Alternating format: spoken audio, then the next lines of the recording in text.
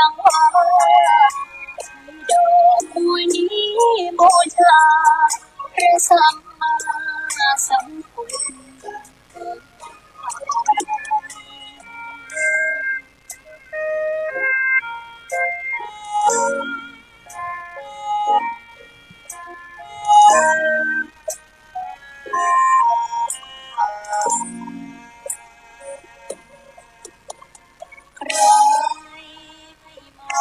ว่าบัวงามเด่นแต่บัวก็เป็นดอกบัวทุกวันอย่างนี้ไม่อยากเด่นดังแต่มุ่งหวังในทางเด่นดีเกิดมาเพื่อสร้างบารมีถวายชีพนี้บูชาดอกบัวดอกน้อ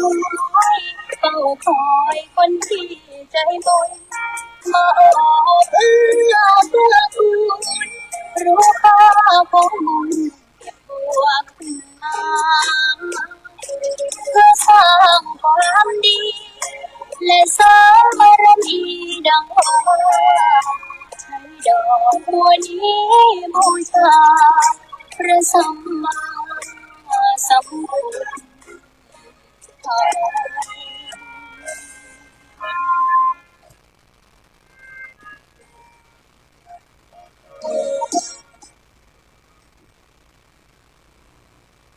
ขอนอบน้อมต่อพระรัตนตรัยแก้วเจ้าสามประการน้อมเอาคุณพระพุทธเจ้าคุณพระธรรมเจ้าคุณพระสงฆ์เจ้าพระเถรานุเถระ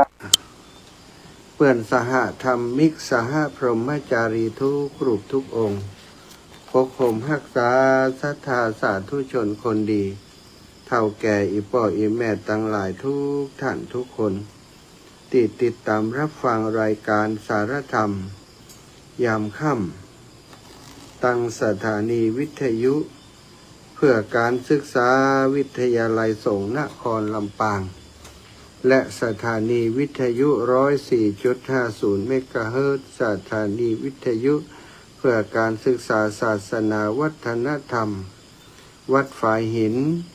โดยเมตตาปรมีของครูบาอาจารย์ท่านพระครูสมุวิสุวัฒน์วรกิจโจได้เมตตาเชื่อมสัญญาณรับสัญญาณไปโอ้สัญญาณบดีสัญญาณไม่ดีศรัทธาญาติโยมติดตามรับฟังรายการอยู่เนอะแต่กี้เสียงไม่มันบอดีนะตอนนี้ลองปรับปรุงเปลี่ยนระบบ เปลี่ยนระบบตะกี้ใจใจเป็นไม้ลอยเนาะแล้วก็เสียงได้ละเนาะปรับปรุงใหม่ปรับปรุงเปลี่ยนแปลงบัดได้ละแล้วอย่างไรเปลี่ยนเสียงอย่างอีจ้าของเพราะสถานีก็ว่าเพราะอะไรยังเพราะเป็นเพราะสถานีหรือว่าเป็นเพราะอะไรยังเดี๋ยวขอเช็คทาง Facebook กันเนอะเช็คทาง Facebook ดูก่อน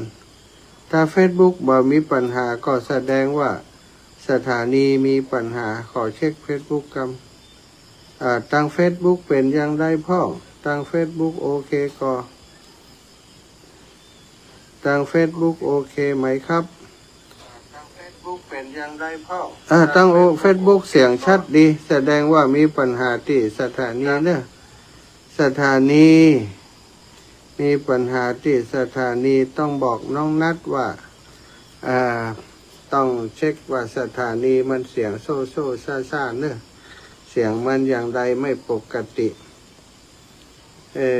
น้องนัดเสียงสถานีเสียงอยากกินหมูกระทะน้องนัดไม่กินหมูกระทะอย่างเดียวกินหมูกระทะอย่างเดียว ขออนุญาตเช็คทางสถานีเพราะว่าคลื่นเนาะสถานีมีปัญหาเสียง เสียงถ้าอู้ถึงเสียงตั้งนี้ดีเนอะสถาแต่ว่าเสียงตั้งสถานีวิทยุอาตมาฟังเข้าไปฟังแล้วตะกี้มันเสียงโซ่นะของสถานีวิทยุติลำปางเดี๋ยวขออนุญาตเช็คเจ้าแอมหน่อยแอมดูหน่อยแก้ไขอะไรได้ไหมสถานีวิทยุที่ลำปางไฟฟังที่ลำปางขอสักสาย2 สายเหรอลูกพอเข้าไปเช็คลิงก์มันเสียงจะได้เสียงบ่ค่อยชัดแหละเสียงโซ่ยังได้หูตะกี้เดี๋ยวนี้พอในฟังใน Facebook เสียงมันปกติน่ะลูกลองเช็คก่อนนะจ้าตัวลุงเสียงทางเชียงใหม่โอเคเนาะเหรอแต่ว่าเสียงทาง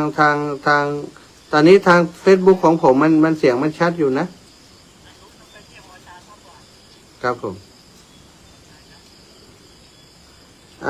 เสียงอยู่ที่ไหนเสียงดีไหม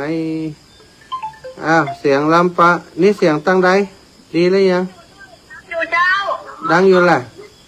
แม่สนใจหลานแม่ฟังอยู่เนี่ยชัดอยู่แหละเจ้าชัดอยู่จุกโอเค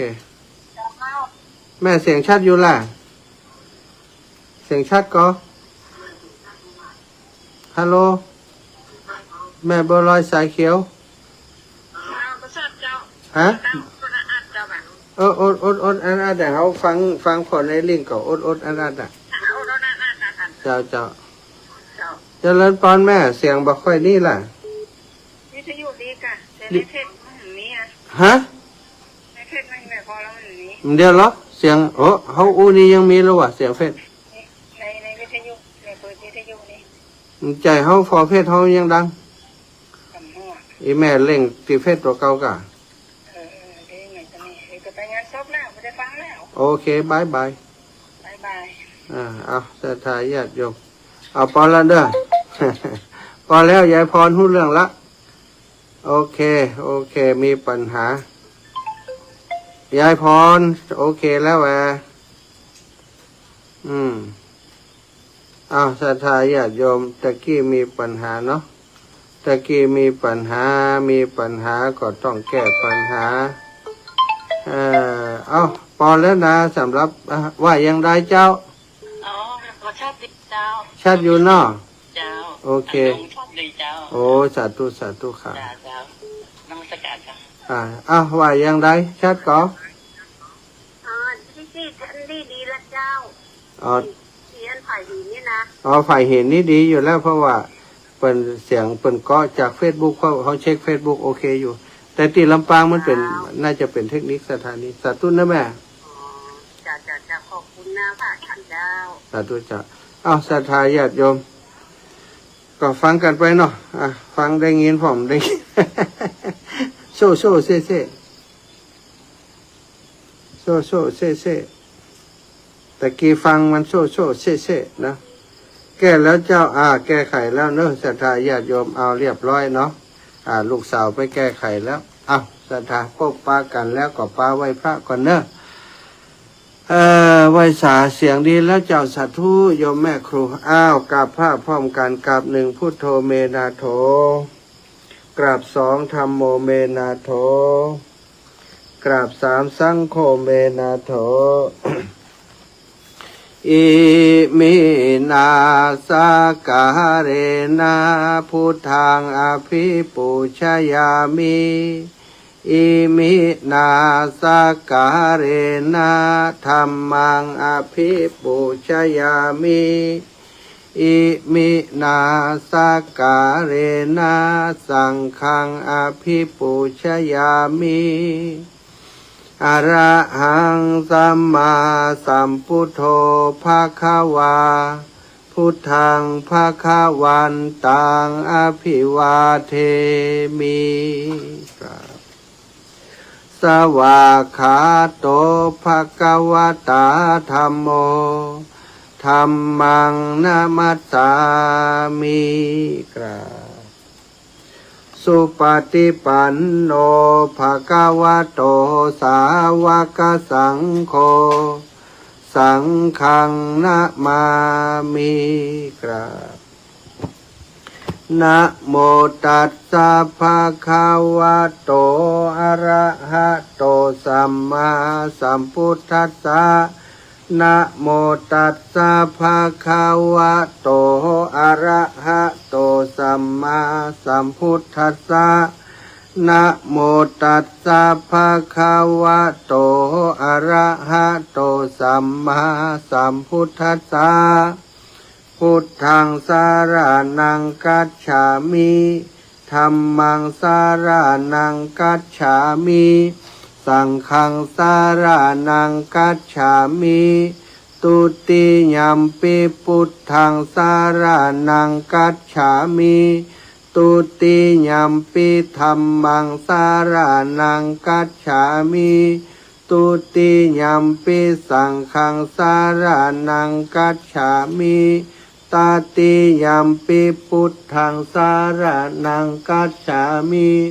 ตาติยัมปิธัมมังสารนังกัจฉามิ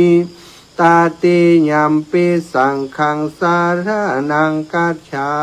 มิอิติปิโสภะคะวะอะระหังสัมมาสัมพุทโธวิชชาจารณะสัมปันโนสุขโตโลกาวิทูอนุตตโรปุริสัทธัมมสารทิสัทธาเทวมนุษย์สานังพุทโธภะคะวะติสาวะคาโตภะคะวะตาธัมโมสันทิฏฐิโกอากาลิโกเอหิปัสสิโกโอปันนายโกปัจจตังเวทิตาโพวินโยหิติสุปฏิปันโนภะคะวะโตสาวกสังโฆอุชุปฏิปันโนภะคะวะโตสาวกสังโฆยายาปฏิปันโนภะคะวะโตสาวกสังโฆยะทิทังจัตตาสาวกสังโฆสามิจิปฏิปันโนภะคะวะโตสาวกสังโฆยะทิทังจัตตาลิปุริสายุคานิอัตถะปุริสาปุคลาเอสาภะคะวะโตสาวกสังโฆอาหุนายโยปะหุนายโยทักขินายโยอัญชริการนิโยอนุตตรังปุญญเขตังโลกัสสาติกราบพระพร้อมกันเนอกราบหนึ่งพุทธังวรันตังศิรสานามามิกราบสองธัมมังวรันตังศิรสานามามิกราบสามสังฆังวรันตังศิรสานามามิสัตตาสาธุชนคนดีทุกคนทุกท่านนะไหวพระสวดมนต์ทำวัดเย็นเรียบร้อยแล้วนะต่อไปก็จะได้นำสาระธรรมมาสนทนามามาจากการพบปะกันวันนี้วันอังคารที่22เดือนเมษายน2568สถานปีใหม่สงกรานต์ก็คงจะมดจะเสี่ยงจะสุดจะซ้อยแล้วเนาะกิจกรรมต่างๆที่ร่วมกันทำมาแบบสนุกสนานม่วนนันตั้งแต่12-13จนฮอดวันนี้ศรัทธาอีปออีแม่ทั้งหลายก็ได้ทำกันเต็มที่ทำบุญทำทานแอวสนุกสนานลูกหลานมาแอวบ้านแอวจองพ่องก็เพียวบ้านเพียวจองยังบ่แล้วเตือ เนาะกินแล้วละไว้คือคนเฒ่าคนแก่เพียวพัดจัดข้าวจัดของเข้าตีเข้าตังตอนตีลูกหลานมาก็จัดบ้านอีกอย่างหนึ่ง เพื่อความสะดวกของลูกของหลานวัดนี้เขาได้กลับบ้านกลับจองกลับไปทำงานแล้วก็อยู่ในโหมดติปล่อยอีแม่ตั้งหลายจะต้องมาปฏิบัติปัดปูดูแล นะดูแลฮื้อเข้าที่เข้าทางเหมือนกับที่เขาเคยอยู่เคยสะดวกสบายสำหรับเขาเนาะศรัทธาญาติโยมเอาบุญมาฮื้ออนุโมทนาเน้อวันก่อนแต่ว่านี้ขออภัยบ่ได้เข้ารายการตามปกติใจเอาเทปส่งไปฮื้อฝ่ายเทคนิคเป็นดูแลฮื้อเนาะเนื่องจากว่าค่ำคืนที่ผ่านมาอาตมาอยู่ในช่วงเดินทางกลับนะเดินทางกลับจากไหน ตอนเจ้าได้ไปร่วมพิธีส่งน้ำครูบาเจ้าคุณอภัยสารทะสังฆราชาองค์แรกของจังหวัดเชียงใหม่ที่วัดฝายหินนะศรัทธาวัดฝายหินก็คือวัดที่เป็นที่ตั้งของสถานีวิทยุ 104.50 เมกะเฮิรตซ์ท่านอาจารย์พระครูสมุวิสุวัฒน์วรกิจโจ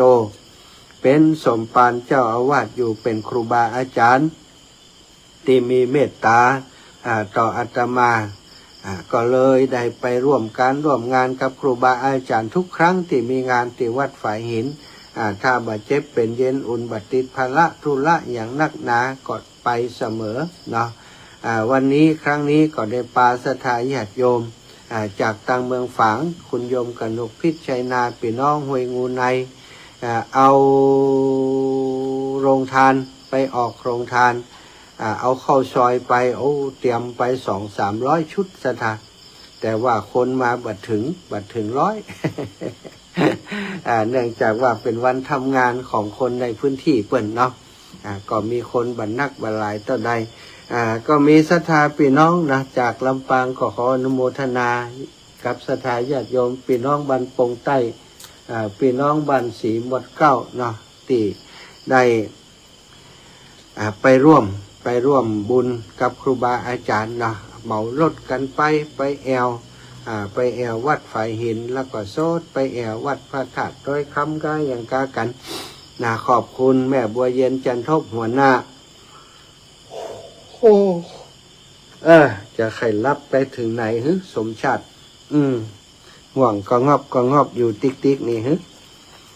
เดินอิดล้ำเหลือกะก็ขอบคุณแม่บัวเย็นจันทบแม่น้อยอินยาศรีน้องสุขโยธินนะที่ได้เดินทางไปจากลำปางแล้วก็โยมน้องพันนิตราพรหมมินทร์จากแม่แตงช่วยไปจัดดอกจัดดวงเนาะพร้อมกับปาลูกหลานไปช่วยค้อนในงานตะวานี้นะก็ต้องขอบคุณแล้วก็มีศรัทธาพี่น้องจากบ้านปงใต้แม่บัวเร็วชัยอุดนะแม่บัวขีทะโปแม่บัวลอยปงเทพพร้อมกับญาติกาวงวานลูกหลานญาติพี่น้องของท่านอาจารย์พระครูอาจารย์พระครูสมุวิสุวัฒน์เป็นคนปงใต้คนก็ป้ากันไปเนาะก็ต้องขอบคุณนะแต่ว่านี่มีหลายคนหลายท่านได้ร่วมบุญร่วมกุศลมานางสงกรานต์คำลำติบรวมบุญมาแห่มกับอาตมาเนาะ100 บาทนางเลยตื้อตัน100 บาทแม่บัวเร็วชัยอุด100 บาทแม่บัวลอยปงเทพ100 บาทแม่บัวครีทะโก100 บาทแม่คำน้อยคำอินบุตร100 บาทและศรัทธาบัญชีหมวดเก้ารวมกันเป็นคณะ190 บาทนางทิพพวันหานจักคำ100 บาทแม่คำน้อยคำอินบุตรแห่ม70 บาทแม่คำน้อยมโนคำ290 บาทแม่วันนี้เครือคำหล่อ150 บาทแม่ศรีวันท้าวงบาทแม่จำป๋าแม่อัมภัย100 บาทแม่ฟองนวลปกเก่า200 บาทแม่บุญมีบุญสวัสดิ์200แม่เกียงคำสิริวงศ์100แม่กองคำนันตาปลูก40แม่บัวเย็นจันทบ100 บาทแม่บรรเย็นจันทะวงศ์100 บาทแม่เย็นทำอุดม100 บาทแม่อ่อนแก้วตะแก้ว100 บาทศรัทธาอันนี้เป็นศรัทธาที่เพิ่นให้หอมมาแต่ว่านี้ต้องขอบคุณนะพี่น้องลำปางทุกคนทุกท่านสลาเมียนและครอบครัวโดยมาถึงครอบครัวสลาเมียนน้องสุขโยธิน ไอ้เบิ่มนะแม่น้อยอินยาศรีนะเอาลงทานเอาอย่างไปกันต้องขอบคุณตีร่วมโดยช่วยกันนำลงทานนำกับข้าวกับปลาขนมเส้นขนมจีนเอากับข้าวไปร่วมบุญร่วมกุศลโดยครูบาอาจารย์ในข่าวครั้งนี้ได้แสดงออกถึงน้ำจิตน้ำใจไมตรีที่มีต่อกันเนาะอาตมาเคารพเปิ้นเป็นครูบาอาจารย์ศรัทธาญาติโยมศรัทธาเลื่อมใสในตัวอาตมาได้ปฏิบัติปัดปู่ดูแลอาตมาอุปถากอุปถัมภ์อาตมามีการมีงานของครูบาอาจารย์ก็ตีตามมาช่วยเหลือสนับสนุนก็ต้องขอบคุณเป็นอย่างสูงศรัทธาวันนี้วันก่อนได้อู้ถึงเรื่องของคนที่บ่ถูกนินทาบ่มีในโลกเนาะอันนินทากาเลเหมือนเทน้ำไม่ชอกช้ำเหมือนเอามีดมากรีดหินแม้พระองค์พระปฏิมายังราคินศรัทธาขนาดพระพุทธรูปยังเป็นมีราคินก็คือยังโดนนินทาจะนับภาษาอย่างกับมนุษย์เดินดินอย่างหมู่เฮาจะบ่ถูกนินทาเนาะได้ได้จากไปก็เป็นเรื่องจริงทุกคนนะเพิ่นบอกว่าเวลาไปไหนนี่ต้องชาหนังกัน 3-4 คนบักกล้าลุกไปไหน ทำไมบักกล้าลุกถ้าเฮาลุกไปเดี๋ยวมันตะก้นอีหล่ะก็ว่ากันไปเนาะแต่ว่านำมาเล่านำมาจาเพื่อจะ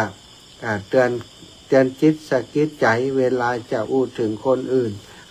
แต่ในสิ่งที่ดีๆแต่ในสิ่งที่มันสร้างสรรค์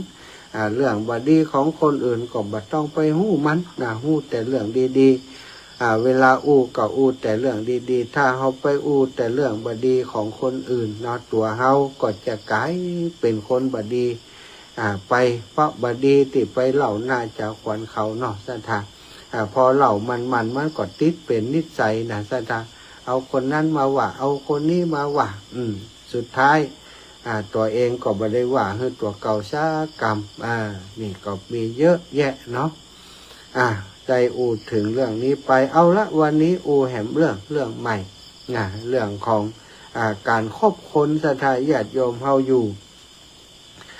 สังคมของมนุษย์จำเป็นต้องคบหากันเนาะบางครั้งบางทีมีเพื่อนบ้านก็ต้องคบกันคบหาเพื่อนบ้านแต่ก็ยังว่านะบางคนก็คบได้บางคนก็คบบ่ได้บางคนคบได้คบทำเรื่องนั้นได้แต่ว่าเรื่องใหญ่เรื่องโตก็คบบ่ได้บางคนเนาะบางคนนี่คบได้ในทุกเรื่องมีปัญหาปรึกษาหารือคือกำลังใจกันได้ทุกเรื่องทุกราวก็มีหลายรูปแบบด้วยกันแต่พระพุทธองค์ทรงตรัสสอนไว้ว่าการคบคนนี่คือเลือกคบซะถ้าเขาบ่เลือกคบไปคบคนพาลคนพาลมันก็จะพาลปลาไปหาพิษอันนี้เป็นเรื่องที่เขาฮู้กันดีอยู่ศรัทธาญาติโยมบางครั้งนี่คนจัดดีเป็นคนจัดดีพอไปมีเพื่อนที่บ่ดีศรัทธาญาติโยมเพื่อนที่บ่ดีก็แนะนำตั้งเรื่องบ่ดีเนาะเพื่อนบ่ดีพาไปกินเหล้ากินยาเพื่อนบ่ดีพาไปชกชิงวิ่งเหล้าเพื่อนบ่ดีพาไปทำสิ่งที่บ่ดีกินเหล้าเมายาสัมมาเลเทเมาอันนี้เป็นลักษณะของคนพาลของคนบ่ดีซะถ้าเขาไปหลงคบหาหรือว่าเสวิตภาไปเสพไปคบเขาสุดท้ายเขาก็จะกลายเป็นคนอย่างนั้นเปิ้นบอกว่าเขาคบคนเช่นใดตัวเขาก็จะเป็นคนเช่นนั้นคบคนพาลมันก็สุดท้ายมันก็จะกลายเป็นคนพาลไปถึงเขาจะบอกว่าเขาเป็นศรัทธาแต่วันหนึ่งวันใดวันหนึ่งโอกาสที่ไปตั้งหน้านั้นมันเป็นไปได้ที่เขาจะลงพิษไปกับเขาเจือคนพาลไปทำสิ่งที่บ่ดีบ่งามสุดท้ายก็บางคนศรัทธาญาติโยมถึงกับติดคุกติดตารางเพราะเปื่อนเพราะฝูงก็มีอันนี้เป็นสิ่งที่ควรจัดตระหนักเนาะแต่ว่าคนเฒ่าคนแก่ปล่อยอีแม่นี้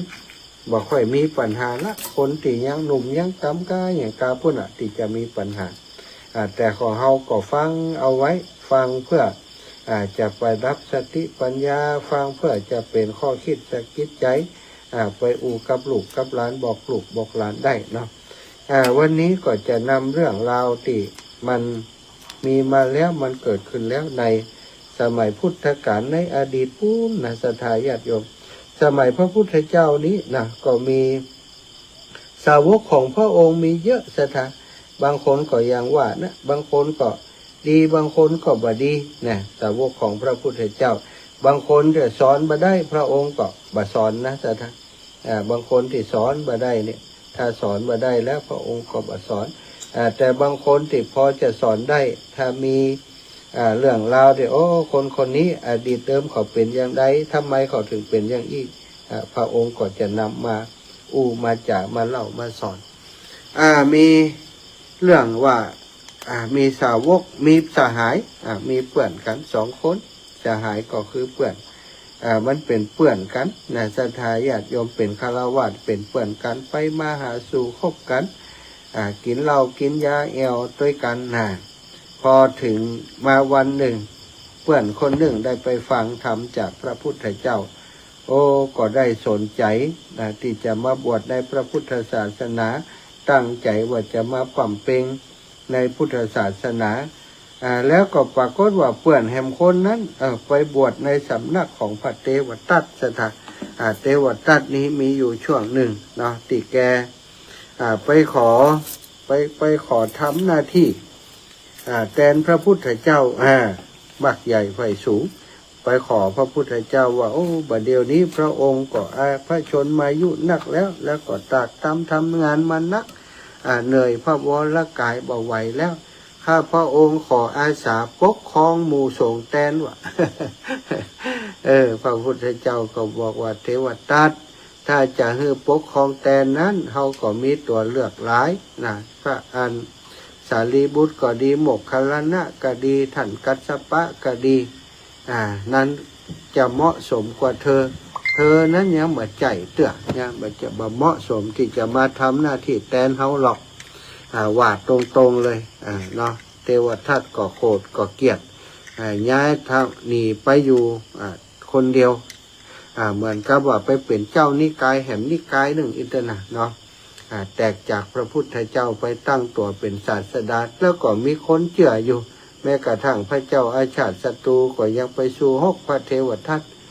แล้วก็คนที่ไปบวชโดยพระเทวทัตก็มีนักมีหลายบวชแล้วบ่ปฏิบัติอย่างที่พระพุทธองค์ทรงสอนสถาปฏิบัติตามพระเทวทัตขี้ข้านขี้เกียจบ่มีระเบียบบ่มีวินัยเหมือนกับเทวทัตนั่นแหละเนาะแล้วพระภิกษุอีกรูปที่บวชกับพระพุทธเจ้านี้แรกๆก็ปฏิบัติตามที่พระพุทธองค์ทรงสอนแต่ต่อมาปรากฏว่าโดนเป่าหูจากเพื่อนที่ไปบวชสำนักพระเทวทัตว่าอยู่กับต่างเพศนี่สบาย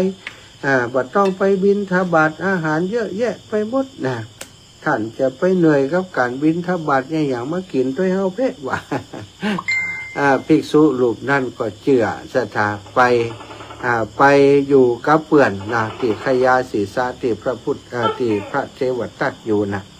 เที่ยวไปเที่ยวมาเที่ยวไปเที่ยวมาไปกินข้าวที่ปุ่นแล้วก็มาสำนักพระพุทธเจ้าภิกษุทั้งหลายหู้ข่าวหู้ความก็นำเรื่องนี้มาทูลพระพุทธเจ้าทรงทราบเมื่อพระพุทธองค์ทรงทราบนะคือจริงๆแล้วทราบแล้วก็มันมีไผ่ทูลมันเป็นเรื่องมันเป็นประเด็นได้อู้จากันได้พอภิกษุทั้งหลายร้องเรียนหรือว่าฟ้องร้องแก่พระองค์พระองค์ก็ห้องภิกษุนั้นมาสอบสวนสอบถามว่าเป็นจริงหรือภิกษุนั้นก็บอกว่าเป็นจริงพระเจ้าค่ะพระองค์ก็ทรงเล่าให้ฟังว่าเธอในอดีตชาติเธอไปคบคนพาลก็ทำให้เคยเสียคนมาแล้วในครั้งนี้เธอจะไปคบคนพาลแห่มกะอีหรอเรื่องมันเป็นอย่างใดพระเจ้าค่ะนี่ภิกษุทั้งหลายก็ถาม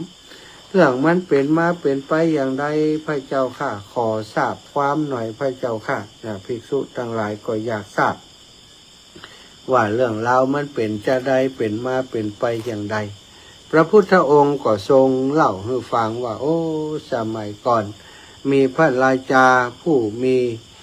ผู้มีบุญคนหนึ่งในสมัย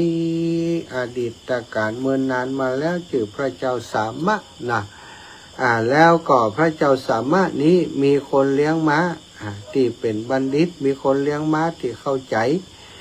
เลี้ยงม้าของพระองค์ชื่อว่าม้าปันดาวะมันมีสีขาวเป็นม้าที่หู้กรรมเป็นม้าทรงสถาเป็นม้าของพระราชาไปที่ไหนก็ใจม้าตัวนี้ไปแล้วมันหู้กรรมสถาเดินนี้เดินองค์อาจวิ่งก็วิ่งงดงามบ่มีปัญหาอย่างพระองค์ทรงฮักม้าตัวนี้มาก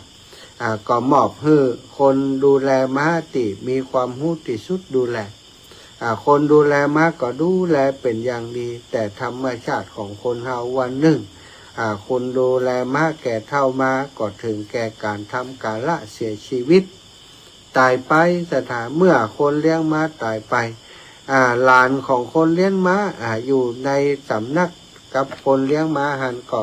ทำหน้าที่พอม้าแตนนะความที่บักก่อนนี้บัดได้ดูแลม้านะบักก่อนนี้ดูแลเรื่องหญ้าเรื่องหยางเอาไปให้ม้าช่วยคนเลี้ยงม้าคนติดตายไปนั้นนะไปช่วยเปิ่นแต่พอคนที่ลุงของตัวเองที่เลี้ยงม้าตายไปผู้เป็นหลานความที่เคยคุ้นเคยกับม้าเคยเอาอาหารไปให้ม้าต่างๆก็สนิทกับม้าอยู่นะพระราชาก็เลยให้เขาดูแลม้าต่อเมื่อดูแลม้าก็จะต้อง1ให้อาหาร2อาบน้ำ3ก็คือดูแลความสะอาดของม้าเป็นอย่างก็ต้องต้องดูแลทุกอย่างสถานต้องหวีแปรงขนยังสะปะหน่อม้าของพระราชาต้องสะอาดหอมอยู่ตลอดเวลาบอกว่าพระราชาเพิ่นจะเอาไปใช้เวลาใดนายคนนี้ก็เป็นอยู่พ่องนะถึงเวลาตอนค่ำตอนบ่ายตอนเย็นอากาศแดดล่มลงตกก็พาม้าเดินรอบที่เลี้ยงม้านั้นตอนเช้าตอนแรงก็พาเดินรอบที่เลี้ยงม้าก็จูงไปม้าก็เดินตัวก้นไปอยู่ต่อมา2-3 วันปรากฏว่าเกิดความผิดปกติขึ้นที่ม้าสถานปรากฏว่าม้าตัวนั้นเดินกับเพกวะสถานเดินกับเพกไปกับเพกมาโอ้นายคนนั้นก็ว่ามันเป็นอย่างก็ไปตรวจพอก็มีอย่างจะว่าจะเป็นแผลที่เท้าที่ขาที่มันกระเพกก็บาดใจก็แปลกใจก็ได้เรื่องนี้ไปหาไปทูลแก่พระราชาว่าม้ามันเป็นอย่างบอกพระเจ้าค่ะมันเหมือนกับเจ็บขามันเดินกระเพกเก้ากระหม่อมไปตรวจสอบก็บอกเป็นอย่างขอพระองค์ทรงส่งแพทย์หลวงที่ชำนาญไปดูแลเถิดพระเจ้าค่ะแพทย์หลวงก็ไปตรวจพอก็มีอย่างสถานญาติโยมตีนก็เป็นอย่างมันเป็นใดเนาะแพทย์หลวงก็สงสัยก็ไปทูลพระราชาก็ว่ามดปัญญาพระเจ้าค่ะมันบ่เป็นอย่างนัดติบ่มีแผลบ่มีอย่างสักอย่างบ่ก้อนก็บ่หันมันเป็นแต่บ่เดียวมันเป็นอย่างใดก็บ่เข้าใจพระเจ้าค่ะแต่พอแล้วบ่มีแผลบ่มีอย่างสักอย่างพระเจ้าค่ะไปทูลพระราชาพระราชาก็ทรงแปลกพระทัยแปลกใจสถานมันเป็นอย่างไรก็ได้เรียกเสนาอมาตย์มาปรึกษา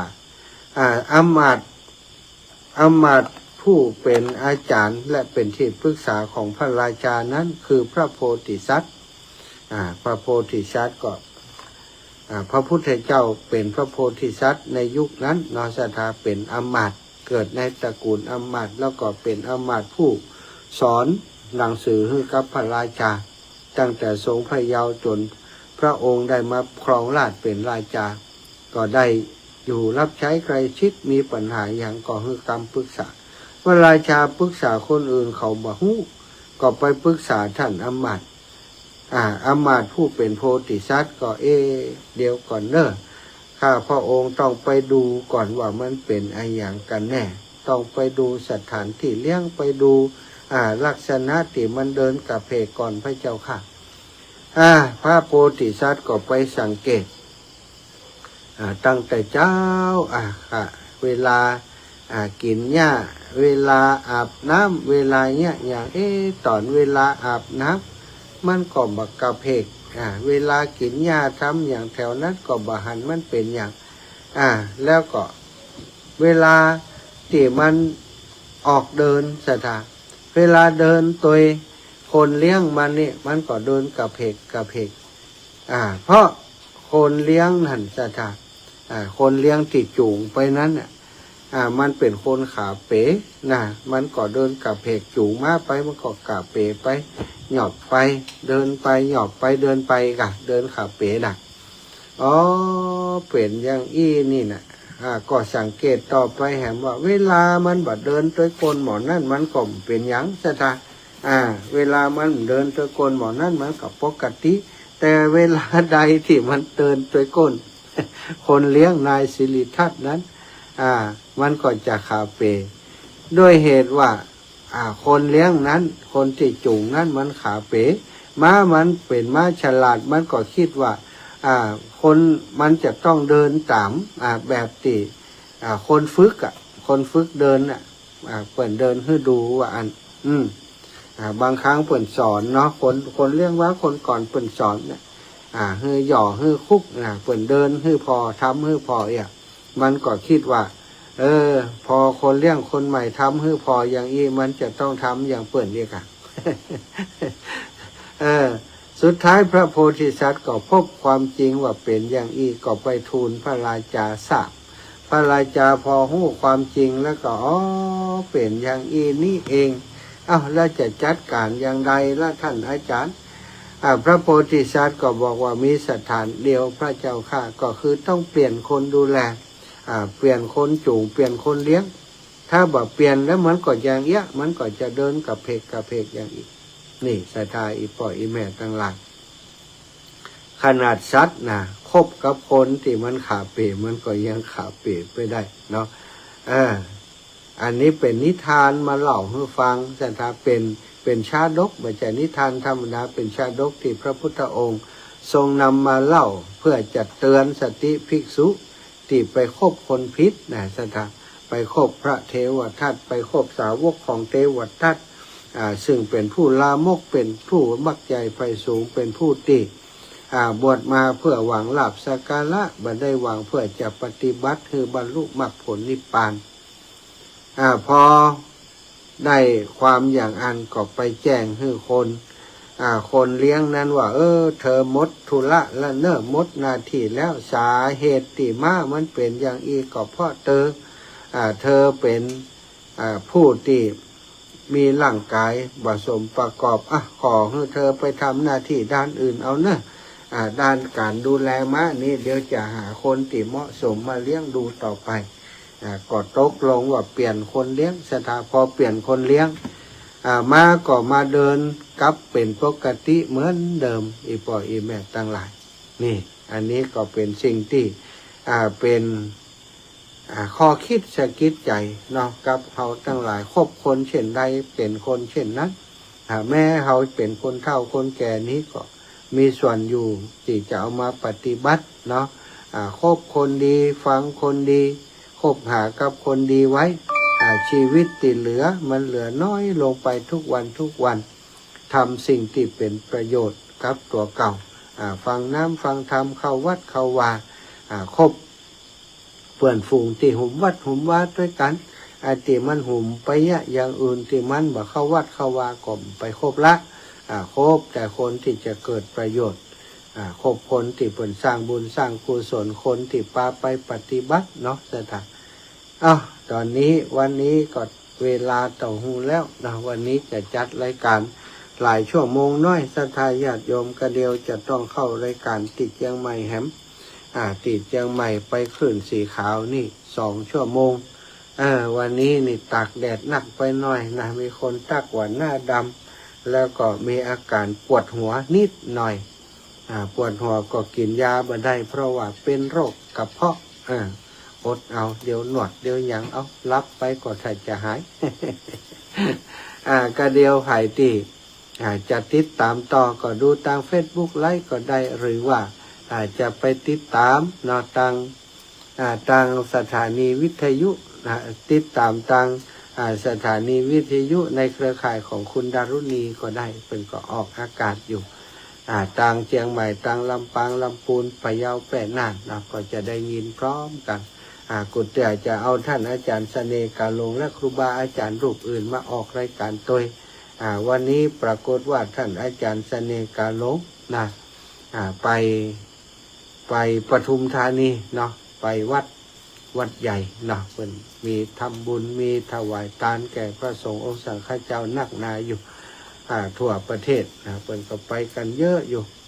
พระที่ดังๆ สมภารเจ้าอาวาสอาตมาภาพนี้เป็นพระบดัง เป็นพระบ่มียศถาบรรดาศักดิ์บ่ได้มีตำแหน่งไงก็เพิ่นเนาะบ่ได้ไปก็ถ้ามียศถาบรรดาศักดิ์อย่างต่างๆก็จะลำบากเหนื่อยในการที่จะต้องทำสปะสเปะสตาอีปอยอีแม่ตั้งหลายเวลาตอนนี้ปันฮือศรัทธาได้โทรเข้ามา0808844173โทรมาได้เลย0808844173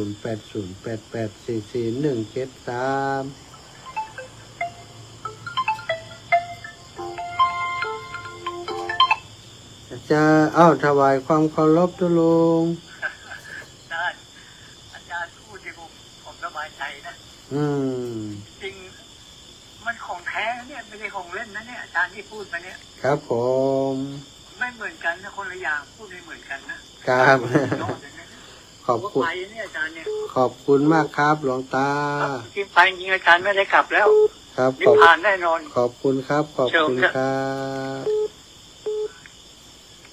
หลวงตาให้กำลังใจทุกวันเจริญพรยายพรมาสักการเจ้าโอ้แต่ว่าต้องไปถ่ายทอดมันกะถ่ายทอดกะถ่ายทอดว่าสักหินนั่นแหละอ๋อเจ้าเจ้ายายเปิดเทศทำโดยเปิดนี่โดยจุ่มน้องยุงโดยว่าหันมดหนออันนั้นได้ยินเสียงว่าทำตั้งหากันมาขึ้นมาทำบนเลยขึ้นมาทำบนเพศแหละเห็นแล้วตุเน้อยายเน้อราชการเจ้าโอ้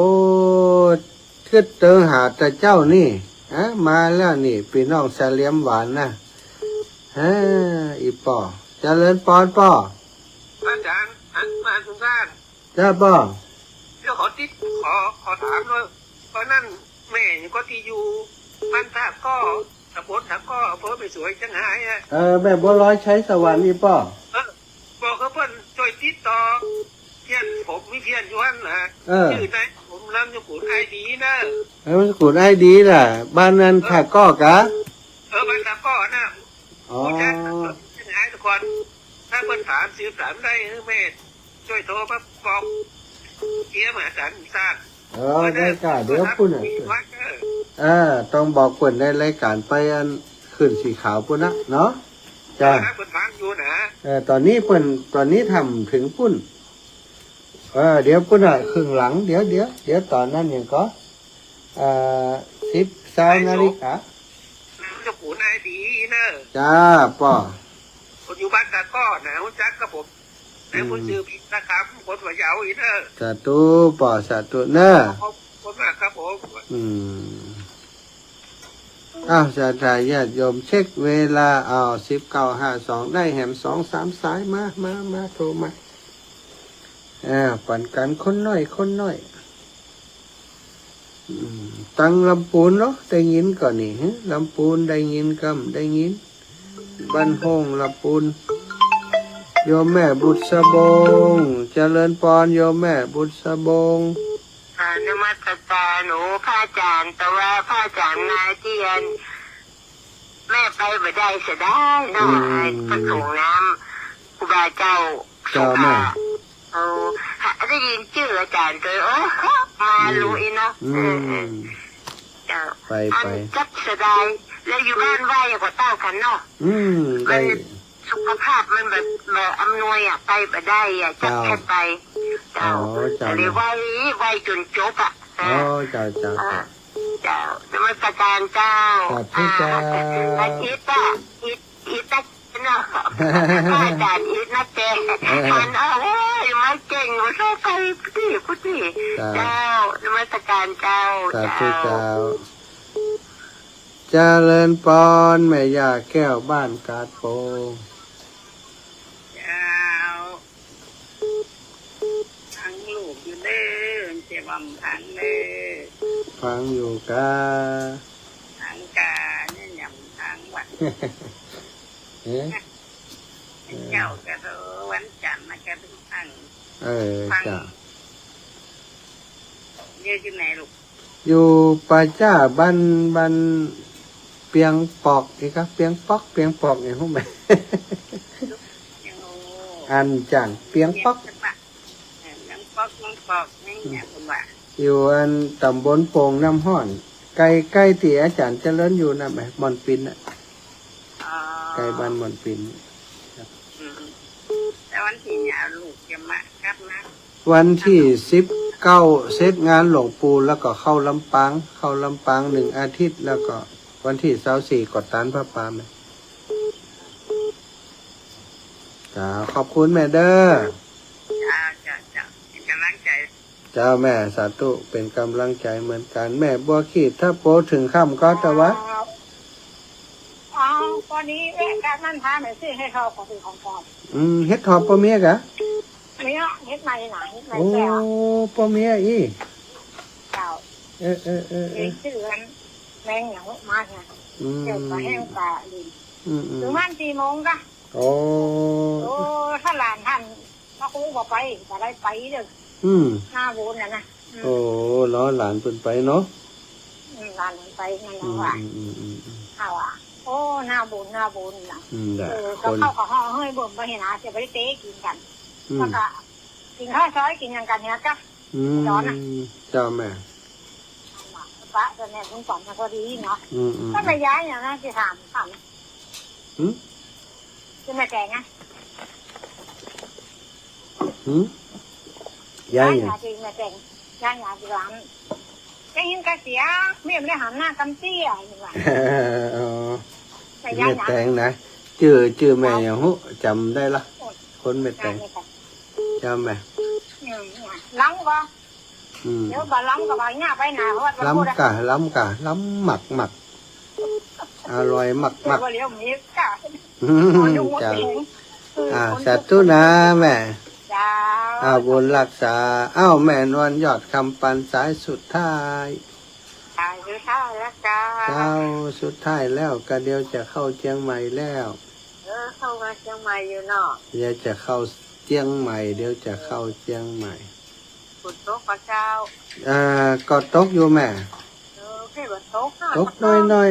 ล้มละเดี๋ยวนี้มีแต่ล้มละ แม่วันฮ้อนคืนเย็นเนี่ย แต่คืนก็ตกป๊อกแป๊กหายป๊อกแป๊กหาย ปอกแป๊กมาได้ มาคูมได้ เดี๋ยวนี้อยู่ประจ้าเนาะ จ้าแม่ เจ้าแม่ก็จะรักใจให้เนอะ สาธุเดี๋ยวโดยไปหาที่เชียงใหม่เนอะขึ้นสีขาวสาธุ เดี๋ยวตัวฟัง สาธุศรัทธาญาติโยมเวลาหมดเวลาแล้วเนอะสำหรับ